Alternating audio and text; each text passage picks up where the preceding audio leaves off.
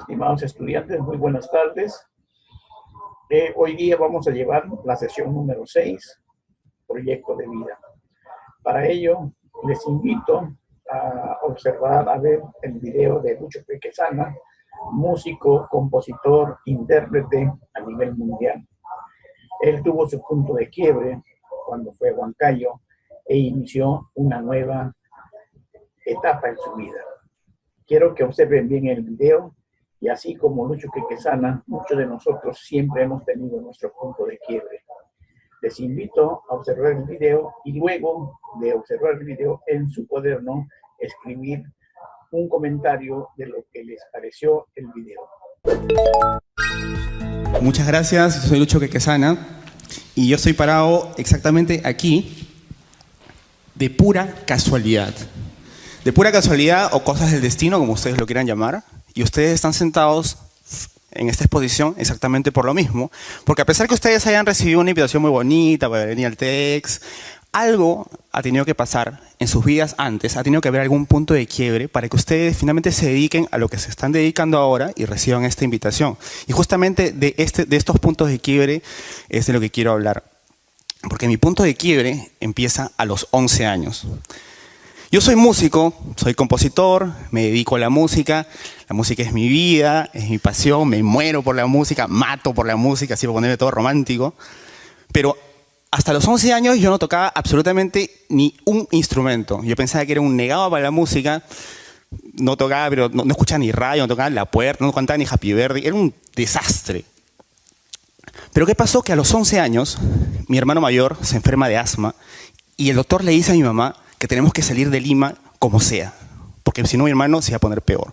Entonces mi mamá agarra cajones, baúles, las maletas y no tiene mejor idea que empezar a meter todas las cosas y nos mete a mí, a mi hermano y a mi hermana y nos lleva a vivir a Huancayo. Año 86, Huancayo, ustedes ya se pueden imaginar esa época ahí. Y finalmente ahí es donde empieza mi historia y el primer punto de quiebre en mi vida. Entonces, para contarles esta historia, vamos a empezar por el origen de por qué estoy parado aquí explicándoles esta historia y quiero presentarles a los personajes que van a participar en esta historia. Ya me presenté, pero quiero presentarles a uno de los principales personajes que han originado que esté parado aquí y con mucho cariño, mucho amor y mucho feeling les presento a mi mamá. Entonces, mi mamá agarra y me saca de mi colegio, me saca de mis amigos, me saca de mi barrio y obviamente yo no quería salir de Lima, yo no quería ir a Huancayo, yo no sabía nada de Huancayo, o sea, me estaba sacando de mi mundo, de mi zona de confort. Pero cuando yo llego a Huancayo, lo que pasa es que en el colegio, todos los niños, a la hora de recreo, en lugar de salir a jugar fútbol como todos mis amigos del colegio, todos los niños tocaban este instrumento que se llama zampoña, que yo lo había visto muchas veces, pero que nunca lo había tocado. Entonces, claro, yo estaba metido en mi salón, así, hecho un hongo, todo timidito, pues, ¿no? Recién había llegado, recién subidito. Entonces, claro, entonces yo no salía al recreo. Pero entonces todos los chicos tocaban y me parecía alucinante. Entonces un amigo me dice, oye Lucho, ¿por qué no vienes? Yo le digo, no, olvídate, yo soy un desastre para la música. No, de verdad que no toco nada. En resumidas cuentas y en el argot criollo, para resumirlo de una manera, yo me consideraba un animal en la música. Entonces me dicen, no, pero ven, ¿por qué no vienes? Y bueno, dije, están en el recreo, vamos con los chicos, bueno, están jugando, vamos a jugar. Y entonces ahí es donde este niño me da ese instrumento y me dice, es muy fácil, solo tienes que tocar aquí, aquí, aquí. Entonces yo dije, pero yo no puedo. Y me dijo, inténtalo. Entonces, en ese momento, lo que yo hago es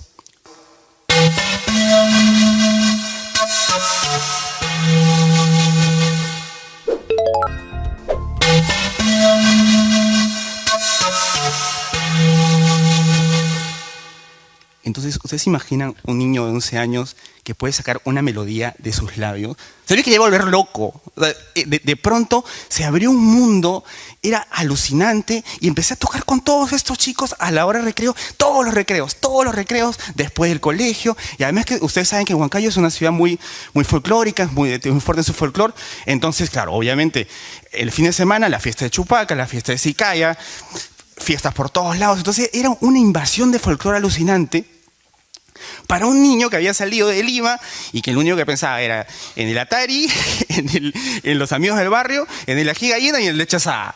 Entonces de pronto está inmerso en todo este mundo y yo de verdad empiezo a vivir un mundo de fantasía en ese momento, junto con mi hermano, que ya nos convertimos en una especie de huancaínos adoptados, y junto con mi hermano empezamos a enamorarnos de la música, hasta que llega el punto en donde mi mamá agarra y dice, tenemos que regresar a Lima. Entonces yo dije, no puede ser, es imposible, no podemos regresar a Lima. Eso es lo que a mí me gusta, era como, o sea, en esa época para mí pues era, de verdad era como mi Disney World, ¿no? O sea, era con todos mis amigos jugando las zampoñas, y dije, no, tenemos que regresar a Lima, y mi mamá, otra vez, los maletas, todos adentro, pum, a Lima. Cuando llego a mi colegio en Lima, mi colegio de toda la vida, mis amigos de toda la vida, yo me sentía completamente extraño, porque claro, llegaba la hora de recreo, y todos salían a jugar pelota, yo me quedaba solito en el salón tocando mi zampoña, y yo decía, eso no puede ser. Entonces, ¿qué pasó? Que yo decía, no, yo no puedo perder esto que me ha invadido, así que empiezo a replicar lo que hicieron conmigo en Huancayo, mis amigos de Huancayo, pero yo con mis amigos de Lima. Entonces a mi compañero de carpeta le digo, oye, prueba esto que es alucinante, a mi pata de carpeta atrás, y así junto con mi hermano también empezamos a contagiar a los amigos del colegio, y es así como formamos nuestro primer grupo folclórico en el colegio acá en Lima. Ese de la guitarra es mi hermano, y esa piltrafa que está tocando el charango soy yo cuando estaba en el colegio. Y es así que nos empezamos a enamorar básicamente de la música peruana hasta que acabo el colegio. Y cuando acabo el colegio obviamente voy a uno de mis papás y les digo pues todo campante, así todo emocionado, les digo, papá, mamá, quiero ser músico. Y ahí viene el rotundo y contundente no. Imposible. Músico jamás, te vas a morir de hambre y absolutamente todo lo que ustedes saben. Entonces, obviamente yo decía, bueno, 15 años, ¿qué hago? Porque 15 años pues no me ponen en guerra con mis papás. Así que empecé a estudiar otra carrera, pero cuando cumplí 18 años, yo voy a mis papás y les digo, ¿saben qué? No puedo más, yo no me siento bien en esta carrera, creo que esto no es para mí. Creo que yo no soy bueno para la administración de empresas, con todo el perdón de los administradores que están aquí presentes. Y mis papás agarran y me dicen la clásica, haz lo que quieras, pero termina la universidad. Entonces yo dije, bueno, voy a terminar la universidad, estudié comunicaciones, y cuando yo termino la universidad, yo continué en la universidad y seguía con mi grupo de amigos tocando. Entonces tocábamos. El grupo empezó a crecer, empecé a componer como a los 12 o 13 años sin darme cuenta, de verdad, sin ni siquiera darme cuenta, de pronto empezaban a aparecer canciones en la cabeza, hasta que este grupo de amigos finalmente se rompe, porque cada uno empieza a tomar su rumbo de vida, cada uno sus carreras, etc. Y yo me quedo completamente solo, con mis canciones, con todas estas ganas de querer compartir la música, porque para mí la música era jugar con mis amigos. Entonces llega el momento, bueno, me puse muy triste, y llega el momento de la decisión. Yo siempre había tocado con un grupo de gente, siempre había tocado con amigos, pero en ese momento yo dije, bueno, si yo me quiero dedicar a la música, tengo que empezar una carrera como solista, compositor, como lo quieran llamar. Y ahí es donde empiezo mi carrera, digamos, básicamente en todo lo que era música peruana. Grabo un disco. Esto es muy gracioso porque como no tenía amigos para tocar, el disco lo grabé solo. Lo que pasa es que empecé a tocar varios instrumentos y de pronto estaba solo en mi casa y empecé a grabar el disco y grabé este disco que se llama Kuntur. Pero siempre se me quedó en la cabeza la idea de que, así como mis amigos me enseñaron a tocar como jugando, como mis amigos de colegio aprendieron como jugando, cualquier músico de cualquier parte del mundo podía aprender la música peruana como jugando. Entonces yo decía, ya, esa idea está mostra, pero ¿cómo lo hago? O sea, suena muy romántico y suena muy ambicioso, pero ¿cómo lo hago si no tengo un sol en el bolsillo? Y además, y lo único que tenía eran las ganas de hacerlo. O sea, ¿cómo hacer que culturas de distintas partes del mundo, que ni siquiera sabían que había un país por aquí, se enamoren de la música peruana? Entonces, por casualidad de la vida o cosas del destino, me llega un mail y me habla de las residencias para artistas de UNESCO. ¿Qué hace UNESCO? Una vez al año escoge un compositor entre todos los compositores del mundo. Qué fácil, ¿no? Yo decía, eso es imposible. Entonces, dije, pero bueno, tengo un proyecto imposible, tengo una posibilidad imposible, vamos a mandarlo. O sea, ¿qué puedo perder? Entonces, elaboré el proyecto, y lo mandé. Lo mandé con toda honestidad, con mucha confianza en el proyecto, pero dije, imposible. A los meses me llegó un mail en donde me dicen que había sido el escogido para realizar el proyecto y casi me da un infarto. Claro, pero casi me da un infarto por dos cosas, porque era la oportunidad de mi vida de poder hacer esta idea que tenía de contagiar al mundo de la música peruana, pero al mismo tiempo porque UNESCO me dice, tu proyecto es muy bonito, tu proyecto es muy innovador, intercultural y desarrolla la evolución de la música peruana, etcétera, etcétera, pero tienes solamente 2 meses para hacerlo. O sea, en 2 meses yo tenía que salir, buscar, encontrar, enseñar y que aprendan a músicos de todas partes del mundo, música peruana, y en 2 meses ya había un concierto con entradas vendidas, con teatro, desde antes que yo saliera del periodo, yo leyendo la carta y sin siquiera conocer a nadie. Entonces yo dije, ¿cómo hago? Bueno, o sea, es imposible, vamos a hacerlo. O sea, en 2 meses yo tenía que salir, buscar, encontrar, enseñar y que aprendan a músicos de todas partes del mundo, música peruana, y en 2 meses ya había un concierto con entradas vendidas, con teatro, desde antes que yo saliera del periodo, yo leyendo la carta y sin siquiera conocer a nadie. Entonces yo dije, ¿cómo hago? Bueno, o sea, es imposible, vamos a hacerlo.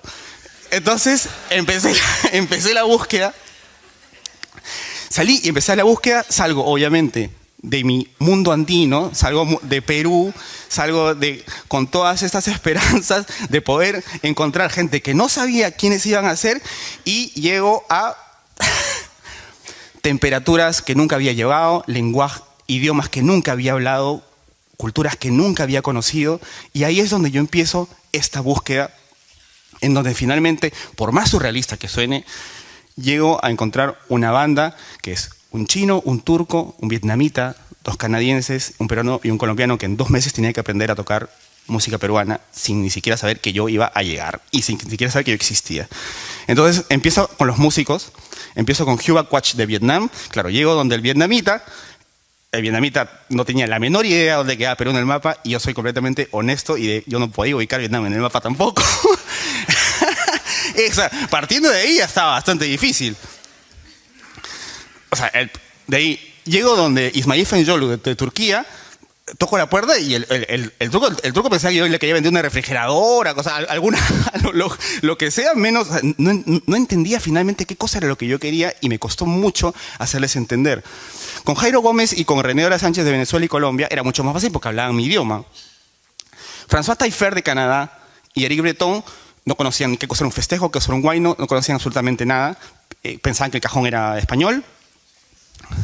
Y con mi amigo Shuhan Rao, sí, eso fue una película de comedia porque su inglés era chino y mi inglés era chino para él y empezamos a hablar por mímica, jugábamos charada, era una cosa de locos, pero finalmente con los instrumentos empezamos a hablar y es así como ellos empiezan con esas caras a tratar de entender qué cosa es... ¿De qué estamos hablando? ¿No es cierto? ¿Qué cosa es un festejo? ¿Qué cosa es un landó? ¿Qué cosa es un charango? Y así es como empezamos esta aventura y finalmente llegamos al concierto en esos 2 meses y la UNESCO nos premió como el mejor proyecto en la historia de la residencia UNESCO Ashberg. Empezamos a recibir un montón de premios como proyecto intercultural y musical. Y además, algo que yo no esperaba, porque yo salía a hacer este proyecto con la intención de buscar amigos, pero empezaron a llegar un montón de giras y conciertos y compraban los shows, etc. Y empezamos a hacer un montón de conciertos hasta que yo digo, bueno, no, tengo que traerlos a Perú y hicimos un concierto en la Plaza de Armas de Lima, absolutamente gratis, para que la gente pueda conocer qué os había pasado. Pero yo pensaba que hasta ese punto todavía faltaba algo, o sea, todavía faltaba esa esencia que hace que tú despiertes una habilidad, pero en completo. No solamente que la conozcas, porque yo a ellos nunca les di partituras. Si yo les daba partituras, yo iba a tener robots. Yo empecé a trabajar con ellos actividades primarias, a bailar, a moverse, etc. Pero lo que yo sentía era que ellos tenían que conocer el origen de todo y es así que me los llevo a Huancayo, a 3.500, imagínense al chino y al turco y al vietnamita 3.500, se querían morir. Pero llego a Huancayo y lo que hago es me los llevo para cerrar el círculo a un colegio que estaba muy cerca del colegio donde yo aprendí a tocar, y empezamos a jugar con los niños. Y yo decía, ¿sabes dónde queda Turquía? No. Entonces salía el turco y les cantaba una canción en turco. ¿Dónde queda Vietnam? Y salía el vietnamita, etc. Y es así como empezamos una interacción con los niños. Y era bien loco porque era niños de Huancayo jugando con niños de todas partes del mundo, con edades obviamente un poco mayores, pero finalmente todos éramos niños jugando y compartiendo, y al final los niños nos regalaron una canción en quechua donde todos entramos en un llanto criminal, simplemente de la emoción. Y es así como el proyecto Sonidos Vivos se cierra, pero se cierra solamente para avanzar, porque y creo que es la razón por la que estoy aquí, es un comienzo de un gran proyecto peruano que está yendo al mundo y está contagiando al mundo, y además que está haciendo la prueba de que cualquiera puede aprender un instrumento, de que cualquiera puede aprender a bailar, o cualquiera puede empezar a sentir cosas para empezar a desarrollar actividades o para empezar a desarrollar habilidades que nunca han tenido. Pero finalmente todos éramos niños jugando y compartiendo, y al final los niños nos regalaron una canción en quechua donde todos entramos en un llanto criminal, simplemente de la emoción. Y es así como el proyecto Sonidos Vivos se cierra, pero se cierra solamente para avanzar, porque y creo que es la razón por la que estoy aquí, es un comienzo de un gran proyecto peruano que está yendo al mundo y está contagiando al mundo, y además que está haciendo la prueba de que cualquiera puede aprender un instrumento, de que cualquiera puede aprender a bailar, o cualquiera puede empezar a sentir cosas para empezar a desarrollar actividades o para empezar a desarrollar habilidades que nunca han tenido. Yo estoy seguro que saliendo del TED van a buscar algún instrumento, porque si un vietnamita puede tocar charango, ya pues no.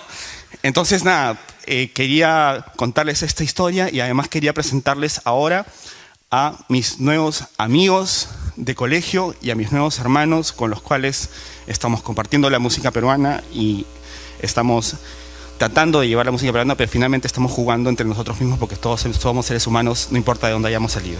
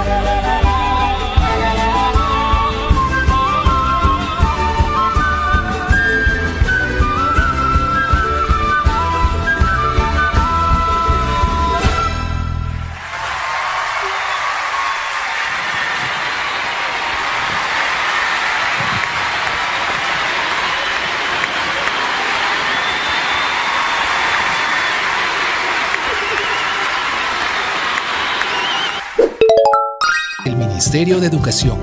La presente sesión de aprendizaje es una coproducción del Minedu y la Universidad San Ignacio de Loyola y llega a ustedes gracias a la Sociedad Nacional de Radio y Televisión del Perú.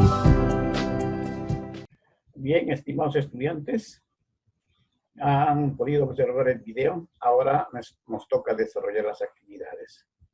Ya en la hoja de junta les he puesto cómo podemos hacer nuestro proyecto de vida. No olvidemos que este 11 de mayo se termina la cuarentena dispuesta por el gobierno. A partir de ello, tendremos que tomar una gran responsabilidad, hacer nuestra cuarentena inteligente. No salgamos por ningún motivo a las calles. Este virus no reconoce rico, pobre, ni nada por el estilo.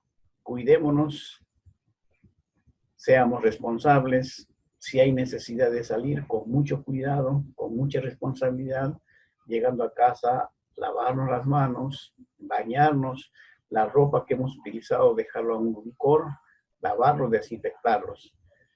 Bien, estimados estudiantes, que tengan muy buenas noches.